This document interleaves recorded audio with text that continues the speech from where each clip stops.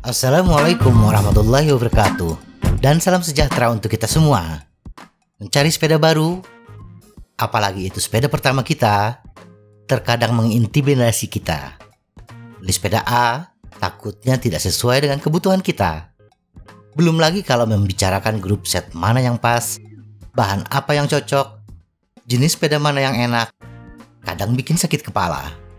Memang benar, sepeda apa saja bisa kita gunakan untuk aktivitas goes, apalagi bila hanya di akhir pekan. Tetapi memilih sepeda tidak hanya sekedar kita menyukai desain atau jenisnya. Kita juga perlu mempertimbangkan beberapa aspek. Misalnya kita menyukai road bike, tetapi bila jalur bersepeda kita tidak menunjang, seperti jalan yang macet, permukaan jalan yang kasar, memilih road bike tidak membuat kita nyaman ketika bersepeda. Memilih sepeda memang gampang-gampang susah.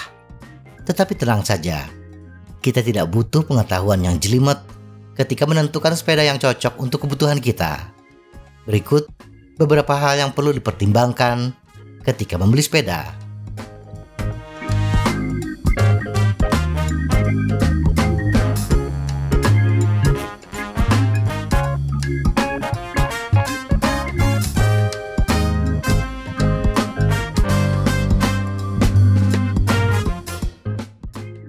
Kondisi permukaan jalan. Mulailah dengan bertanya pada diri sendiri, di jalur mana kita berencana untuk bersepeda. Di jalan dengan permukaan mulus, jalur sepeda, jalan setapak yang tidak beraspal, atau kombinasi dari berbagai kondisi permukaan jalan tersebut. Memang hampir semua sepeda, apapun pilihan kita, bisa melewati kondisi jalan tersebut. Mulai dari permukaan yang mulus, sampai paling kasar, seperti jalan makadam, permukaan jalan dari bebatuan, asalkan kita bisa menyesuaikan ban, terutama lebar ban yang digunakan. Menghadapi jalan yang mulus, maka yang terbaik adalah memilih ban dengan lebar yang kecil. Paling direkomendasikan ban dengan lebar 25 hingga 28 mm. Semakin kasar permukaan jalan, maka kita membutuhkan lebar ban yang semakin lebar pula. Intinya adalah untuk menghadapi jalur bersepeda kita, yang terpenting adalah lebar ban. Tetapi harap diperhatikan, tidak semua jenis sepeda bisa memuat lebar ban yang kita inginkan. Road bike yang didesain seaerodinamis mungkin memiliki desain frame yang lebih ramping dengan lebar chainstay yang sempit. Kondisi ini membuat road bike tidak bisa menggunakan ban yang lebar, maksimal 30 mm, dan khusus untuk cyclocross, lebar maksimal yang diizinkan UCI adalah 33 mm. Nah, bila medan yang kita lalui kebanyakan jalan dengan permukaan yang kasar, maka kita butuh sepeda yang bisa menampung ban lebar, sehingga tekanan ban bisa lebih rendah dan membuat ban lebih bagus dalam menyerap getaran. Untuk kondisi jalur ini, permukaan kasar, kurang bijaksana bila pilihan kita jatuh pada road bike. Tetapi bila kita memang sangat menyukai gaya bersepeda yang agresif, yang menggunakan drop bar, maka kita bisa memilih sepeda gravel di mana desain sepeda memungkinkan kita menggunakan ban yang lebih lebar dari 33 mm, 35 hingga 45 mm. Kalau kita menginginkan sepeda yang nyaman, posisi duduk yang lebih tegak, bisa menggunakan ban yang sempit hingga lebar, pilihan yang paling rasional adalah MTB atau hybrid. Kita persempit lagi. Bila ingin bersepeda di medan yang tidak terlalu kasar dan kita masih menyukai kecepatan, sepeda hybrid adalah pilihan yang rasional. Topografi jalur. Bila tadi kita mempertimbangkan kondisi permukaan jalan, langkah berikutnya adalah mempertimbangkan kondisi topografi jalan. Apakah jalur yang kita lewati adalah jalan datar, ataukah jalur yang berbukit? Jalan datar tidak selalu harus road bike, dan jalur menanjak atau berbukit tidak harus MTB.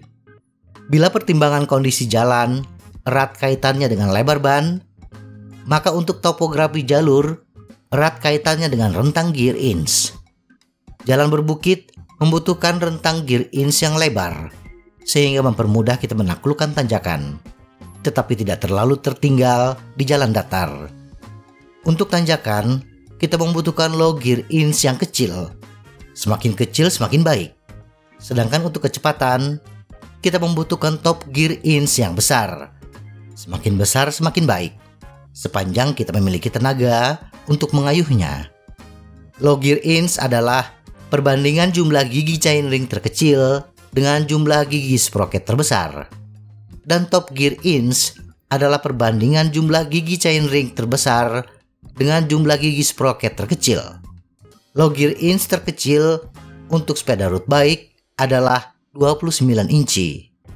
Sedangkan low gear inch terkecil untuk sepeda gunung dan hybrid dengan ban 29 inci, 16 inci untuk multi chainring, dan 17 inci untuk single chainring. Jadi, bila jalur bersepeda kita adalah perbukitan dengan gradien di atas 10%, maka tidak bijaksana bagi pesepeda yang memiliki power rata-rata 150 watt bila pilihan sepeda jatuh pada sepeda road bike yang memiliki low gear inch 29 inci, setara kecepatan 10 km per jam, yang bila dikayuh di tanjakan dengan gradien 10%, membutuhkan power sebesar 250 watt. Pilihan yang bijak adalah sepeda gunung atau hybrid yang memiliki low gear inch 16 inci, yang setara dengan kecepatan 6 km per jam, yang bila kita bersepeda di tanjakan dengan gradien 10%, kita hanya butuh power atau tenaga sekitar 144 watt. Tetapi bila jalur bersepeda kita hanya memiliki tanjakan tercuram di bawah 10% dan kondisi jalan mulus, maka road bike atau gravel adalah pilihan yang bagus. Karena desain road bike atau gravel didedikasikan untuk kecepatan. Top gear rasio road bike atau gravel bisa mencapai 132 inci, sedangkan MTB atau hybrid hanya 127 inci. Ini artinya, sepeda road bike berpotensi lebih cepat dibandingkan MTB atau hybrid, sepanjang tenaga kita mampu mengayuhnya. Posisi duduk. Posisi duduk ketika bersepeda akan mempengaruhi kenyamanan dan kecepatan bersepeda kita. Posisi duduk yang lebih tegak membuat kita lebih nyaman ketika bersepeda dalam durasi yang lama. Tetapi potensi kecepatannya akan kurang karena besarnya hambatan angin. Posisi duduk yang lebih membungkuk akan mengurangi hambatan udara. Dan ini artinya mengurangi kebutuhan tenaga atau power untuk kecepatan yang sama. Tetapi posisi yang membungkuk ini belum tentu nyaman untuk semua orang, terutama kita yang tidak memiliki otot inti, otot pinggang, pinggul, bokong, dan paha yang kuat. Di samping itu, posisi membungkuk ini juga menggeser titik tumpu yang disebabkan berat badan kita lebih ke depan. Akibatnya, tangan, khususnya telapak tangan, akan cepat lelah. Posisi yang aerodinamis ini biasanya juga diikuti dengan sudut seat tube yang lebih tegak, sadel lebih ke depan. Posisi duduk yang lebih ke depan ini berpotensi meningkatkan power yang bisa kita kerahkan dibandingkan posisi duduk yang lebih ke belakang. Sepeda yang nyaman, tetapi dengan kecepatan yang relatif rendah adalah sepeda MTB dan hybrid. Sedangkan sepeda yang aerodinamis dan full power adalah sepeda road bike dan turunannya. Jadi, ketika kita memilih sepeda, setidaknya kita harus mempertimbangkan kondisi permukaan jalan, topografi, turun naiknya jalur sepeda, dan yang paling utama adalah kemampuan fisik kita, khususnya kelenturan dan kekuatan otot inti kita. Semoga informasi ini bermanfaat. Tetap sehat. Salam goes.